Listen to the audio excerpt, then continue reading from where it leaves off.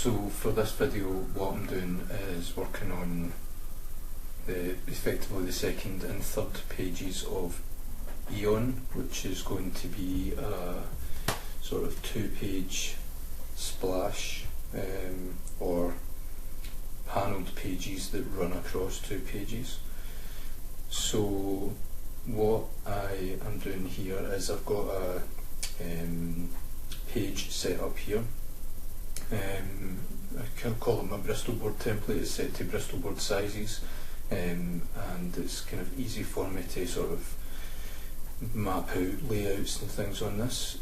What I'm doing is just sort of setting this up for the 2-pager. So what I'm going to do is just copy over, make sure I'm getting the right thing here. Let's move this here, and this is all grouped together, the blue line guides. And what I then do is set it up so that I can start panelling out first. With this one, I know in advance what I'm doing. Usually I'll have a kind of rough guide first, a thumbnail, but what I'm going to do is panel this out and actually thumbnail directly onto the page.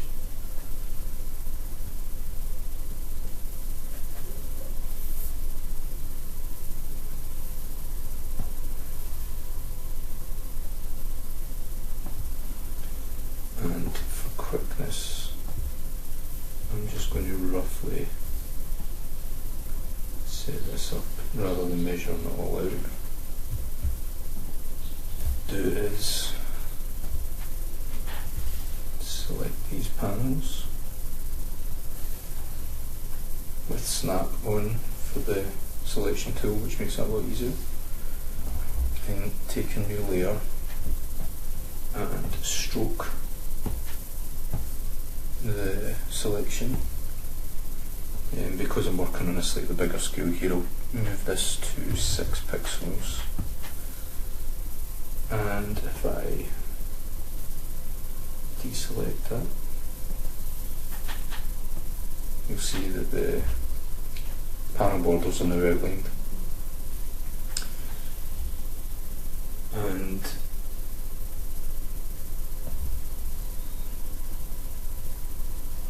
what we'll do is set the selection to contiguous and select all the space around that.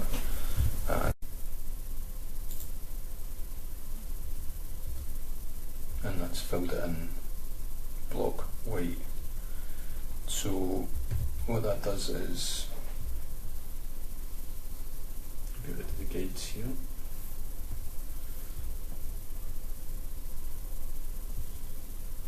And when I'm drawing,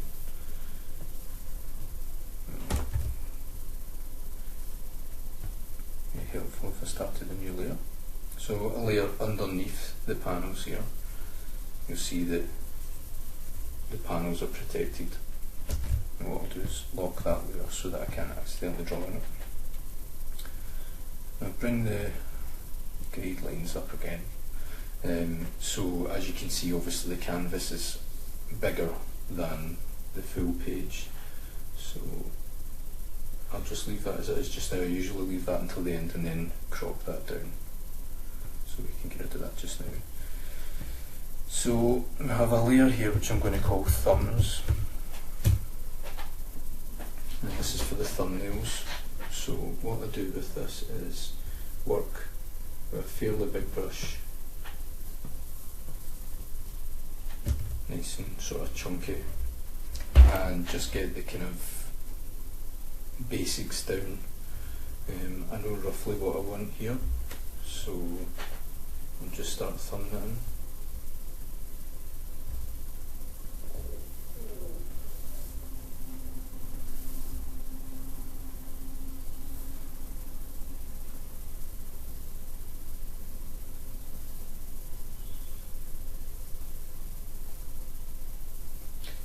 At this point, I'm kind of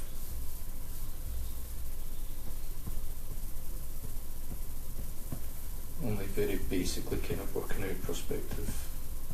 I'll use a tool later on to help me actually measure everything out. It's just to give me an idea of where things are going to be situated.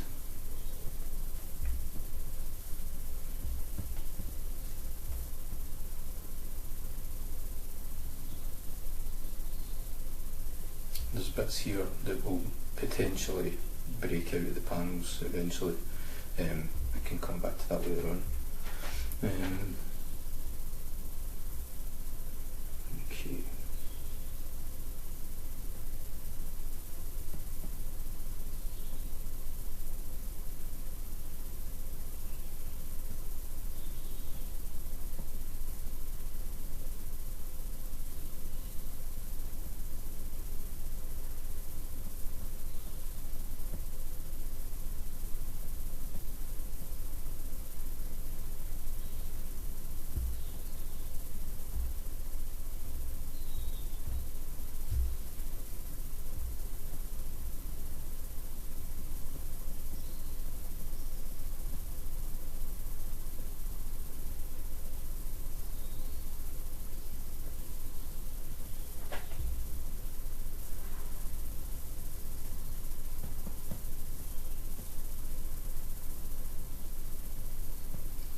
Not worried too much just now about the posture, just get the basics in, and then I can sort that out later. I'm kind of at this stage looking at the rhythm of the panel as well, so I know that we're going left to right and I wanted to kind of lead towards this, but there's also a storytelling aspect here where there's going to be a number of things going on. So we've got a character here who's effectively just sort of jumped down from the sky, grabbed the bad guy here and punched him. I want the main character, although he may not appear at first to be the main character. I want him sort of floating down.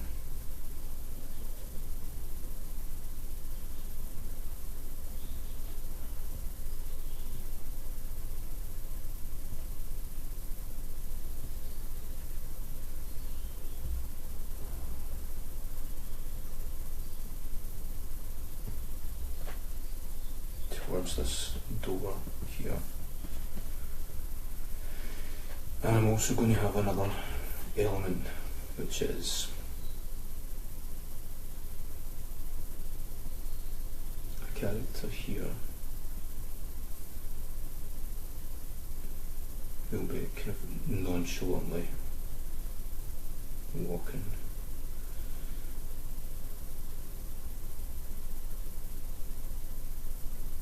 towards what's going on here, and that will be kind of revealed in the next panel, but she'll be kind of materialising.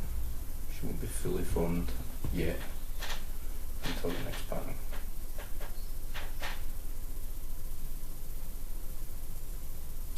And because on the first page we've shown this has been a skyscraper that has a mast, we're going to have background elements here,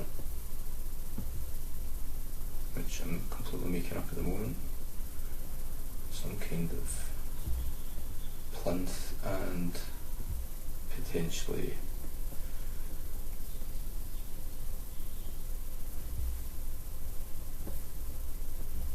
equipment of some kind, depending on what kind of mast it is, but I will use reference to sort of look and see what kinds of setup we have for masts on top of large skyscrapers. So that's going to act as a kind of backdrop here, and to show that we're kind of high up, maybe have some cloud in the background, just to give a sense of height and scale.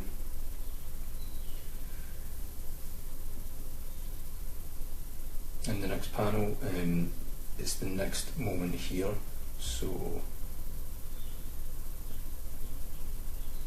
this guy is in the panel in the gutters, is landing, and as the dialogue will reveal, effectively about to try and save the day, but this character here is going to move into action. So we've got a close up in this one of our main character, who's quite young. They all are, they're a kind of young bunch of superheroes. Sort of, this guy's going to be kind of Tetsuo style from Akira.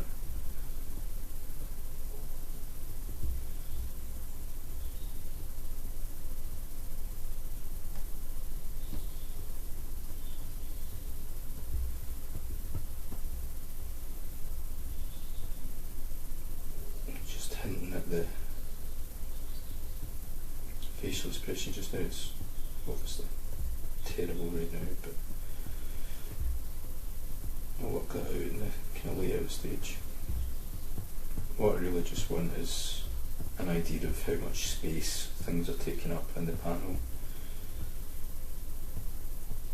the kind of direction, slightly above.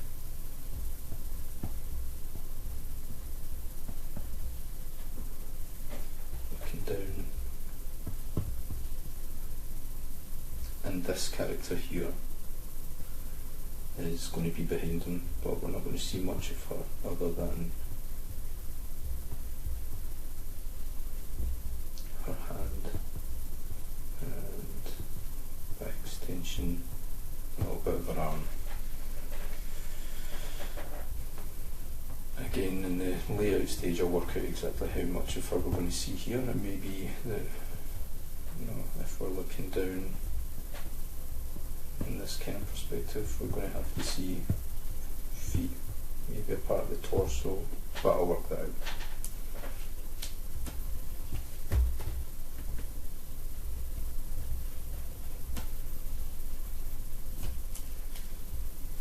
And then this one, which is central point,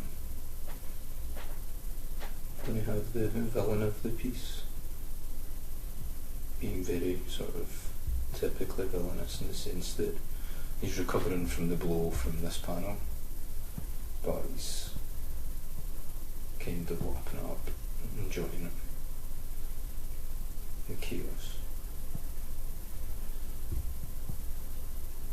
And kind of wiping away blood here, but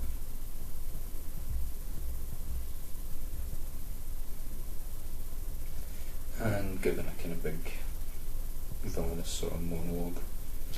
Although, as with everything in this book, it's going to play on that, but I kind of want to have a slightly heightened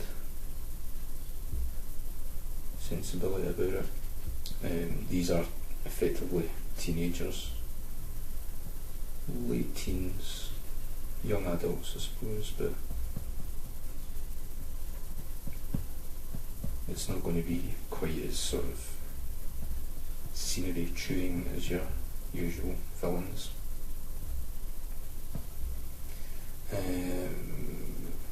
In this one, I'm going to presume that this guy is still facing this way, talking to him. With this happening in the background again, I'll decide how much of that I want, and I may just drop the background out here and have him talking. I may decide that I want more your sense of environment and that kind of thing. But we'll see. We'll potentially just now have her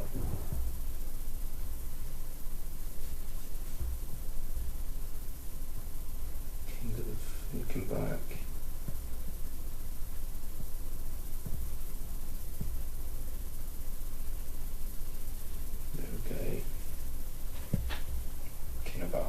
To say, maybe. Again, if that's something I decide to go for, then we might be looking more like this sort of setup, or it might work to keep him in the centre and have a kind of asymmetrical but given that this is 2 pages, I've got to kind of be careful about the layout of that. This is heavily compressed, this part of the story. It's a 3-page introduction to something that is going to change drastically. We'll revisit this later on, so there's not a huge need to sort of explain everything that happens. We kind of want to just jump between broad points here. So we're going to jump here to this guy now being effectively forced to carry out the villain's bidding by going through the door, but not in the way they'd planned. But being the hero, he still has an ace up his sleeve.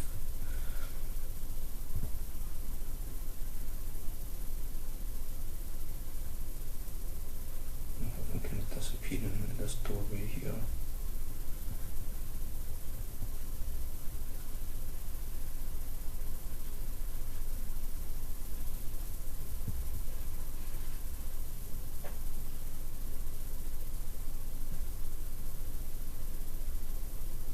His arm behind his back here because he's hiding something here. Something he takes through the doorway with him, which will be very important later on.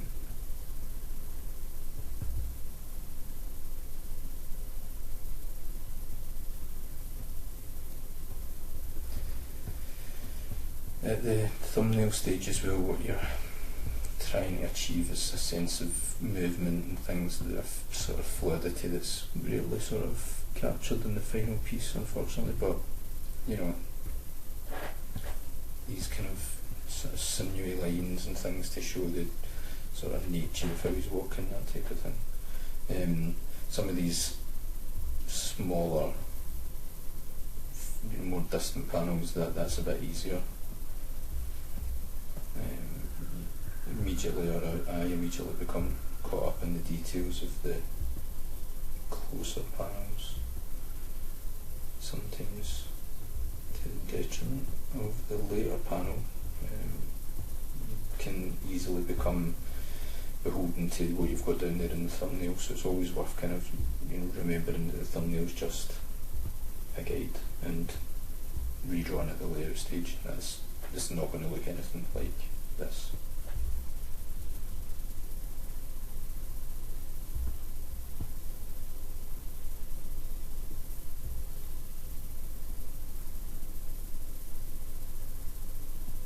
But here I'm still drawing a lot. It's hard for me to not do that when it comes to drawing figures. It's the thing I like drawing the most, and it's easy to become caught up. But anyway, that's basically the thumbnails. Don't maybe back here.